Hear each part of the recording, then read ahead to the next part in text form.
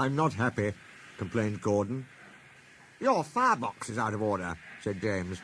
No wonder, after all that coal you had yesterday. Hard work brings good appetite, snapped Gordon. You wouldn't understand. I know, put in Duck brightly. It's boiler ache. I warned you about that standpipe on the other railway, but you drank gallons. It's not boiler ache, protested Gordon. Of course it is, said Henry. That water's bad. It furs up your tubes. Your boiler must be full of sludge. Have a good wash out.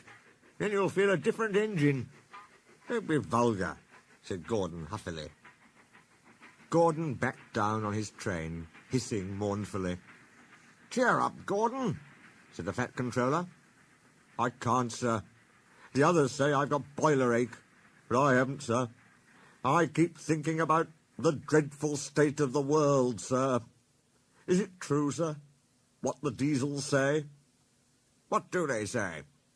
They boast that they've abolished steam, sir. Yes, Gordon, it is true. What, sir?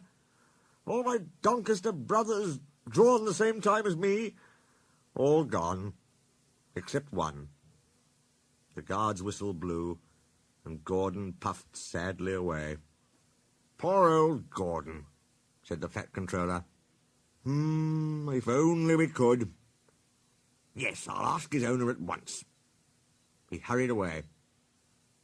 Arrangements took time, but one evening Gordon's driver ran back excited. Wake up, Gordon! The Fat Controller's given you a surprise. Look! Gordon could hardly believe it. Backing towards him were two massive green tenders, and their engine shape was very like his own. It's Flying Scotsman, he gasped. The Fat Controller's brought him to see me. Oh, thank you, sir. Gordon's toot of joy was drowned by Flying Scotsman's as he drew happily alongside. Next day the two engines were photographed side by side. You've changed a lot, smiled Flying Scotsman. I had a rebuild at Crewe. They didn't do a proper Doncaster job, of course, but it serves. I had a rebuild, too, and looked hideous. But my owner said I was an extra special engine and made them give me back my proper shape. Is that why you have two tenders, being special? No, you'd hardly believe it, Gordon, but over there there's hardly any coal and water. But surely every proper railway... Exactly. You are lucky, Gordon, to have a controller who knows how to run railways. Everyone got on well with Flying Scotsman, except Henry. Henry was jealous.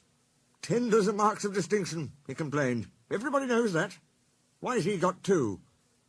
He's famous, explained Duck and Donald.